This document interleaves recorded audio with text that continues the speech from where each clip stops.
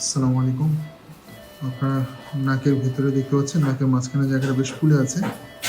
নাকের মাঝখান বরাবর আমাদের যে হাড় থাকে, এই হাড়ের এখানে আমার যেটা হয়েছে যে আপনার নাকের এখানে সেপ্টাল হেমাটোমা বলি আমরা। নাকের ভেতরে মাঝখানে কোনো কারণে একটু রক্তক্ষরণ হয়ে সেখানে ফুলে গিয়েছে স্পেসটা।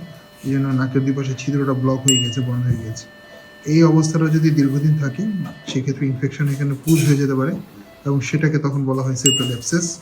এবং এই রক্ত জমা থেকে বা এই রস থেকে ইনফেকশনে পুঁজ হয়ে গেলে তখন নাকের মাঝের হাড় নষ্ট হয়ে যেতে পারে, তখন নাক বসে যেতে পারে। তো আমরা ইনশাল্লাহ ওনার এখন এটা এদিক দিয়ে একটু ফুটো করে আমরা নাকের ভেতরে ময়লাটা বা পানিটা আছে সেটা বের করে দেবো এবং নাকে আমরা প্যাক দিয়ে রাখবো যেন এটা আস্তে আস্তে আবার ঠিক হয়ে যায়।